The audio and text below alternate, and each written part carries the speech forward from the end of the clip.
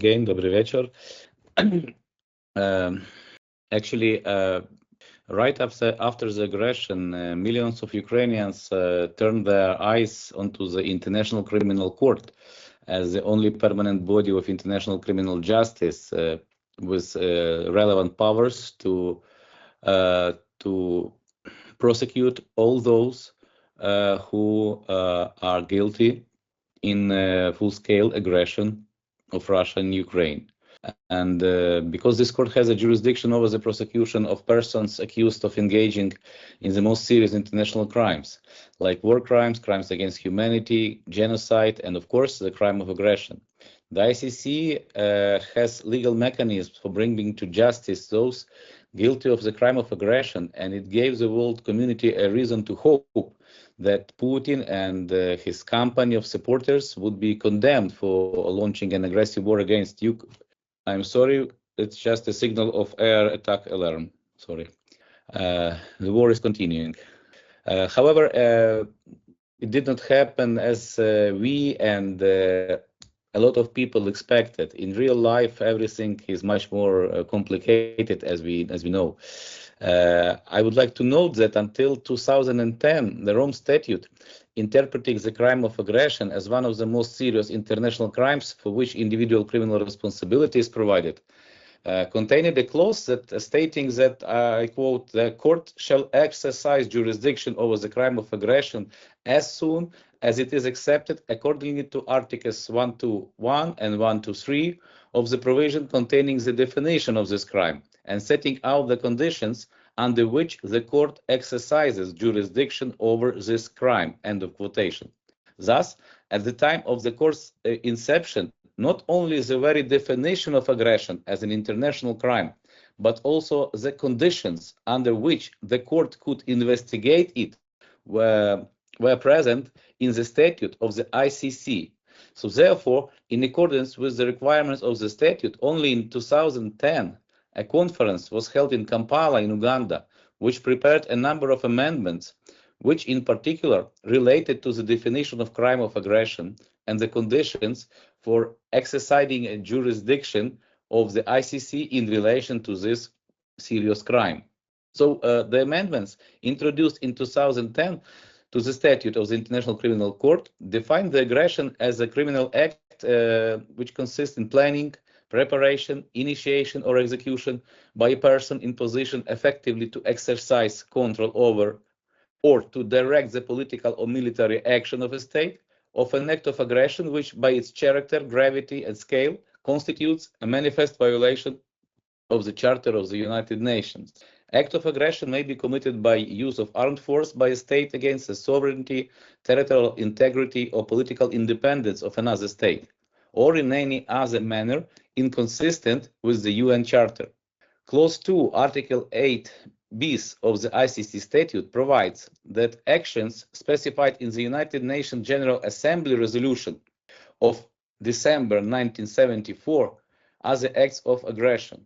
Any of the following acts regarding of a declaration of war shall qualify as an act of aggression.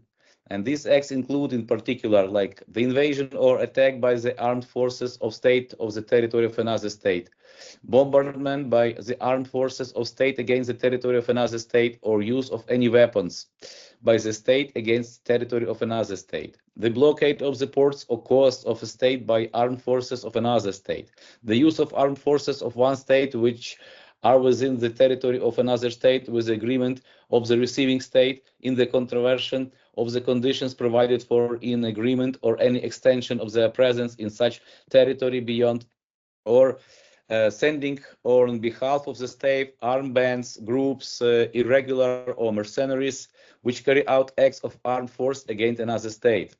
However, Articles 15 bis and 15 ter, also added to the Rome Statute, define the conditions for the ICC to exercise its jurisdiction over the crime of aggression. In particular, according to the rules of Article 15 bis, the court may proceed with an investigation in respect of a crime of aggression if the investigation is initiated by a state that has ratified the statute of or if the prosecutor of the ICC concludes that there is a reasonable basis to proceed with such investigation. Moreover, the same article states that ICC shall not exercise its jurisdiction over the crime of aggression and cannot proceed with an investigation regarding to this crime in respect of a statute, in respect of the state that is not a party to the Rome Statute when the act of aggression was committed by the state's nationals or on its territory. And here comes the main problem, as Dr. Joanna Sikera also mentioned. Neither Ukraine nor the Russian Federation had yet ratified the statute of ICC. Moreover, yes, Russia, who signed the Rome Treaty in 2000, withdrew then in 2016. And this decision came after an ICC ruling that Russia's activity in Crimea amounted to an ongoing occupation, according to the court. Ukraine, yes, it signed the Rome Treaty almost 24 years ago, but the process of its ratification was stopped after the Constitutional Court ruling of 2001, which declared that the statute of ICC is in contradiction with the Constitution of Ukraine. Nevertheless, Ukrainian constitution have been duly amended. Then in 2016, the ratification of the Rome Statute is still to come. The situation regarding the International Criminal Court's jurisdiction under Article 15 ter seems even more deadlocked to us. It states that the relevant jurisdiction can be exercised only in the case when the fact of Russian aggression is recognized as such by the decision of the UN Security Council and then referred to the court. However, it is not hard to guess that considering the current division of powers in the United Nations and especially in the Security Council, and with Russia's absolute veto power in the Security Council as one of its permanent members, the situation with the activation of the ICC jurisdiction under the conditions I mentioned looks even dimmer. Therefore, we must admit that the principle of the universal jurisdiction of International Criminal Court regarding international crimes turn out to be not so universal in reality, I would like to say. So the criminal justice mechanism existing in modern international law is not able to ensure the proper implementation of criminal responsibility against Putin and company for military aggression against Ukraine.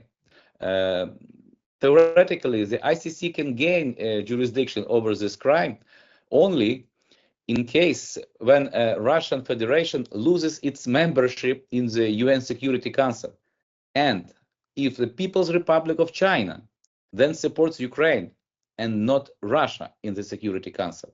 Well, it's not all difficult to get the conclusion that in current geopolitical environment and with the actual I would say incapability of the United Nations, that option seems very unlikable.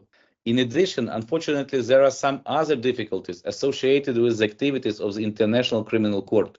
As a matter of fact, during the term of its existence, like dear Joanna Sikera said, not a single person from the high-ranking officials, and I would like to stress it, against this provision, not a single person was brought to justice in the cases which were under investigation or are under investigation of the International Criminal Court. For example, it was already mentioned since 2011, the court has been investigating the international crimes of Kenyan President Uhuru Kenyatta. But of course, as we know, in December 2014, the prosecutor withdrew his allegations due to the lack of evidence. Another president, a president of Ivory Coast, Laurent Gbagbo, who was accused of crimes against humanity from 2011 to 2019 and spent almost 8 years in custody, was eventually fully acquitted on the same grounds, the lack of evidences.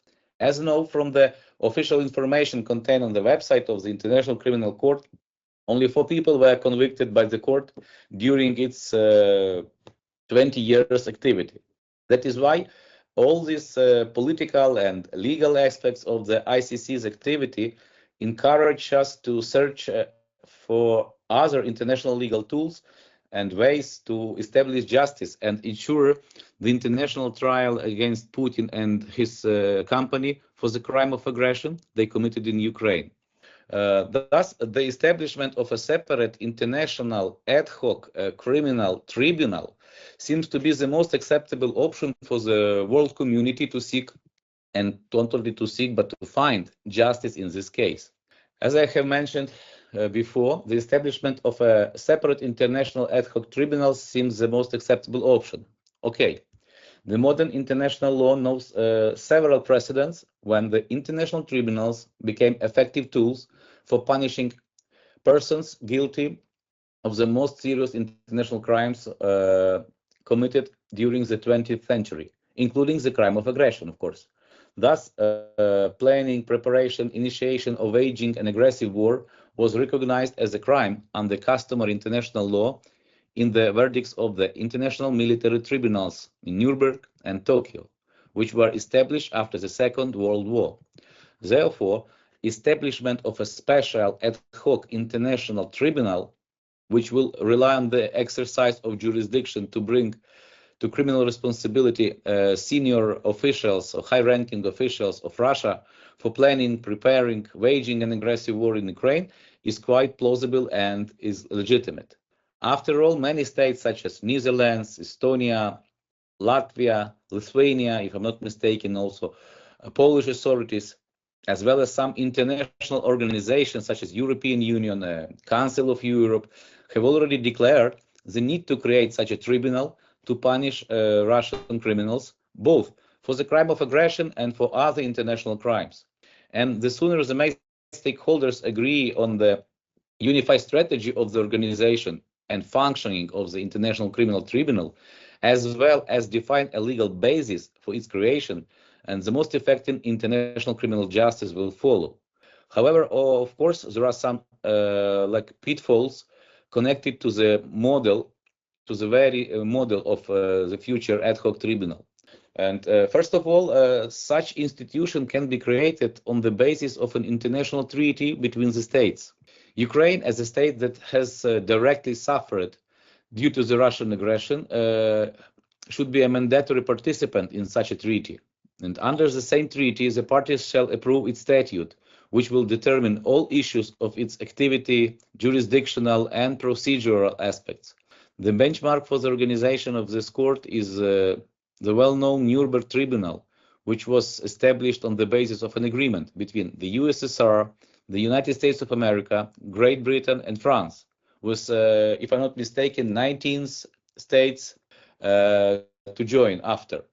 Opponents of this model, they always appeal to the problems with the recognition of its jurisdiction by the aggressor state, of course, itself, and directly by persons who may end up on its bench. The tribunal's jurisdiction and international validity could be also arguable due to the possible, let's say, small number of states or some minority number of states participating in the treaty on its establishment. Some states that are not interested in bringing the Russian aggressors to international criminal responsibility may question its international legitimacy. It possibly could be a People's Republic of China even. So we should add that such a tribunal can become the most effective only after the end of the war and the victory of Ukraine, since it's a court of the victors, as well as was the case with the Nuremberg Tribunal, as we know. Another option, the establishment of ad hoc tribunal based on the decision of the United Nations Security Council. It is also proposed as an option. Such bodies that were created and functioned for many years regarding to the former Republic Yugoslavia and Rwanda were created on the basis of the relevant resolutions of the United Nations Security Council. Also, they did not aim to bring the perpetrators to justice for the crime of aggression. They provided modern international criminal law with a significant practice in the investigating war crimes and also genocide. However, here problems emerge also related to the requirements of Article 24 of the United Nations Charter, which states that the responsibility for maintaining international peace and security rests on the Security Council. and decisions as known are adopted with the unanimous support of all 5 permanent members. Apart from Russia, as I have already mentioned, which will never support the decision to establish the ICC against its own political leadership, there is also People's Republic of China, which is usually in solidarity with Russia. That is why the adoption of the corresponding resolution is practically impossible. Well, some people say it is possible to try to eliminate Russia from participating in the vote on this decision on the basis of Article 27 of the UN Charter as a participant in the conflict, or even to deprive it, I mean Russia, of its status of a permanent member of Security Council as an illegitimate entity. But all these options currently have no sufficient political support. Actually, the Criminal Tribunal, as a subject of international law, can be also formed not only by the UN Security Council as its body, but also directly by this international organization. Hypothetically, in addition to the United Nations, European local communities, the Council of Europe, European Union can also be considered in some way as appropriate organizations. As we have noted, all these international institutions have already condemned both Russian aggression and other international crimes committed in Ukraine by Russians, and they both called for the creation of the ad hoc International Criminal Tribunal. As a matter of fact, an international treaty between Ukraine and the United Nations could be another option for setting up the International Criminal Tribunal. Like some news agencies said, the draft of this resolution is along with the draft statute is already being circulated among the members of National Assembly. Notably, the representatives of the Ukraine's president's office recently stated that such mechanism is or could be a possible way. Some lawyers, and also not only lawyers, but some even officials of different states also promote an idea for the establishment of a so-called hybrid, or another word is internationalized criminal tribunal, which could be based on the international and partly on Ukrainian domestic law. The authors of this concept refer to the examples of Special Court of Sierra Leone, which was set up under the agreement between Sierra Leone and the United Nations, as well as the establishment of the extraordinary chambers in the courts of Cambodia, which was established as a part of an agreement between Cambodia and the United Nations. Unfortunately, I would like to mention that the use of similar approaches in our case may be contradictory. First of all, because the creation of extraordinary or special courts in Ukraine is strictly forbidden by its constitution. I want you to recall in mind that the Constitutional Court ruling in 2001 prohibiting the ratification of the Rome Treaty was based on this norm of the Constitution. And also, it is not allowed to amend the Constitution in any way during martial law. Moreover, neither hybrid tribunal nor the examples of such courts are acceptable, given the fact that the conflicts in Sierra Leone, in Cambodia, in other countries like Lebanon and in some countries of African continent, all these crimes, and especially the armed conflicts were of non-international nature. Here in Ukraine, we have international armed conflict. We have a war and a violation of the United Nations Charter. Considering the scale and gravity of the crimes committed by Russia, their consequences both for Ukraine and for the whole Europe and the world, the establishment of International Criminal Tribunal is the only acceptable option by the international law. Actually, the history of international law knows only one precedent when the crime of aggression was punished. It was punished during Nuremberg trial, and of course Tokyo Tribunal, and any other tribunals, any other hybrid courts, they did not deal with aggression. They dealt with other international crimes, and other conflicts were of non-international character. So here I have mentioned briefly different approaches to the possible establishment of the International Criminal Court. And of course, these approaches should be without prejudice to the irreplaceability of its creation and activity. It is obvious that the choice of a model for the establishment of a special international criminal tribunal is extremely important for the future conviction of persons guilty of planning, preparing the aggressive war against Ukraine.